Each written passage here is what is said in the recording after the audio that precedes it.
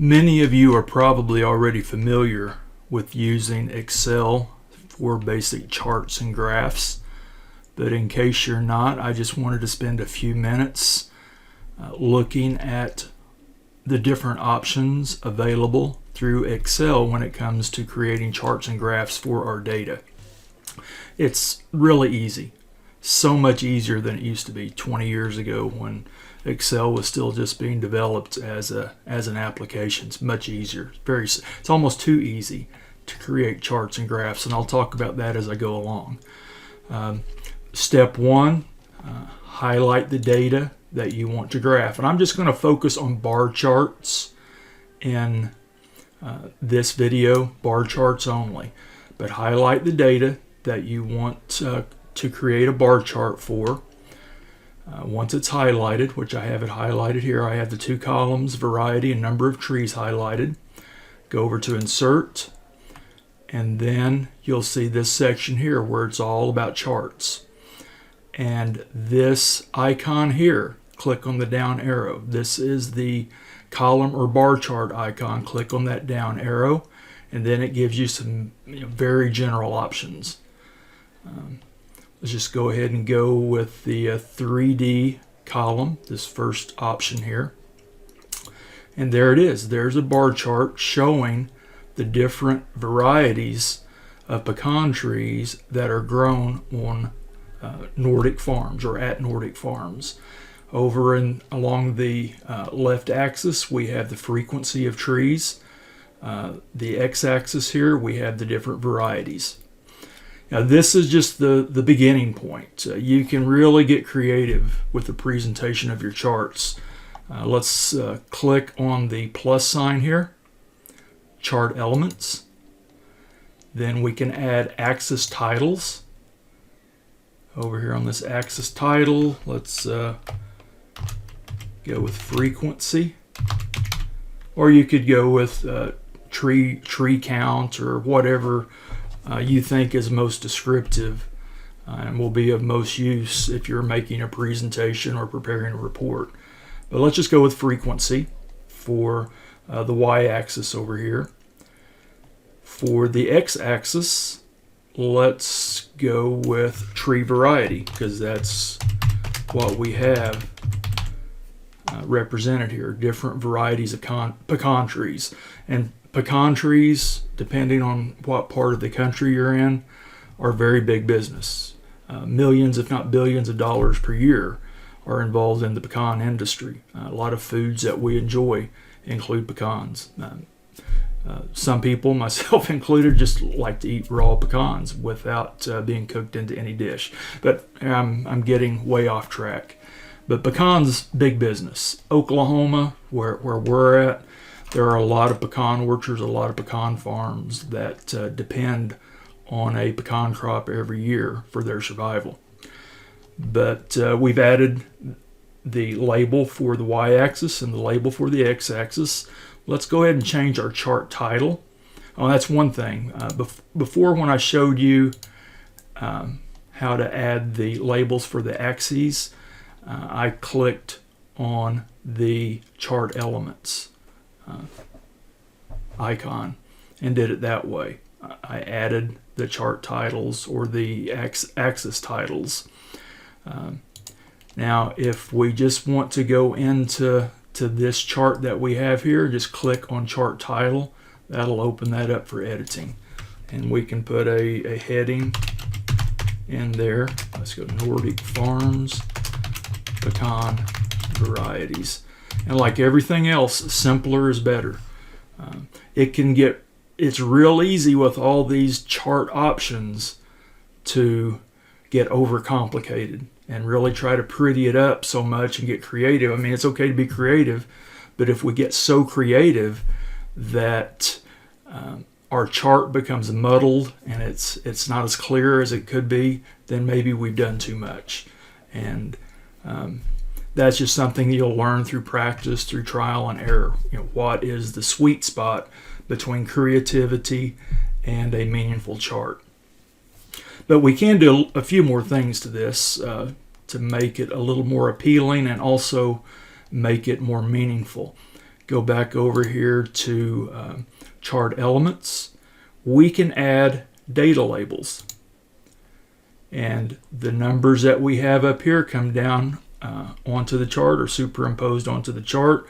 For Caddo, there were 137 Caddo trees at Nordic Farms, 279 Pawnee trees, 162 Giles, 171 Kansas, and 51 Merrimack. That can be useful. That I would probably, if I was doing a presentation at Nordic Farms, I would probably have the data labels on the chart. What do these bars actually represent, the actual numbers? And as far as the data labels go, you have different options. You could put them inside the bar, but the way they're inside the bar here, that's not very good because of the color contrast. You need to change the color of the bar for that to really work. And let's do that. Let's go ahead and leave the data label inside the bar at the end of each column or bar. Now let's change some colors. Let's find a color that works better for, yeah, that looks a little better. If we go with a lighter green, or let's go with an orange. I think as far as having the label in a black font, the green works better for that.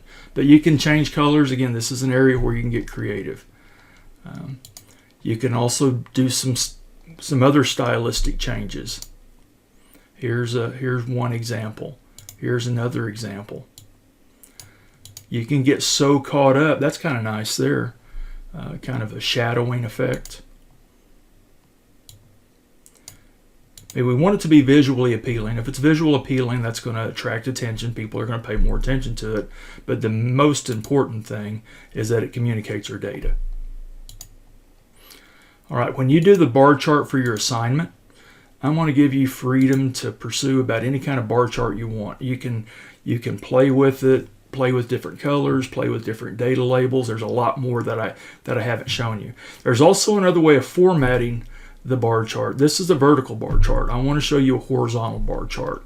Let's go ahead and these same data, but we're going to do a horizontal bar chart. Okay.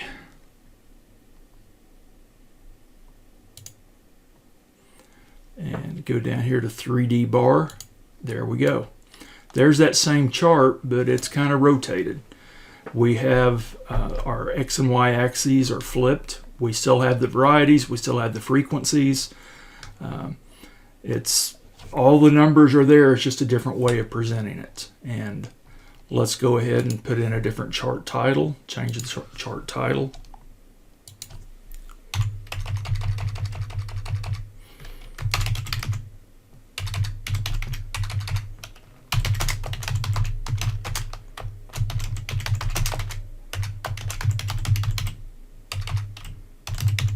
And let's put in our axis labels, or axis titles. Same thing, just this is axis titles is the Excel terminology, axis titles. And over here we got pecan varieties.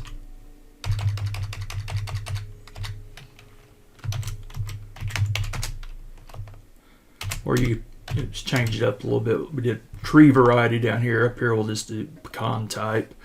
Down here along this axis we use frequency over there. And the other bar chart, let's do tree count at Nordic Farms. And just like with the vertical bar chart, you can change it up. You can get creative. You can change colors. You can change styles. A lot of different options here. And for your assignment, when I ask you to do a bar chart, I would like for you to do a horizontal bar chart and a vertical bar chart. And as far as the formatting goes, how you format it, colors you use, and so on, I'll leave that up to you. I'll let you get creative there. Oh, another thing I should show you about these charts. Once you have these charts created, you can copy. Let's open up Word. You can copy and paste to another application. And I'm going to paste it as an image. There you go. Now, once you have the chart pasted into Microsoft Word, you can write a brief summary of summary of the information contained in a chart. And that's what I'll ask you to do on our short reports that we do. When you do your short reports that goes along with the bar charts and the pie charts, I'll have you copy or cut and paste into Word, and then you'll insert a text box.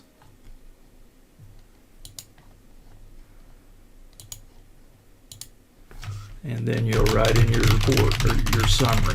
Again, your 3, 4, 5 sentence, your brief summary of what's contained in the chart. And hopefully you can spell better than I spelled there. So, all right. Well, that's all I really wanted to say about bar charts. I'm going to do another video on pie charts. It's just as easy. You can get just as creative. What I recommend you do with all these different functions, all these different chart options, I should say, is go in and play with it. Look into all the different options you have. And at the end of the day, remember, the goal is communicating the data. All right, have a good evening.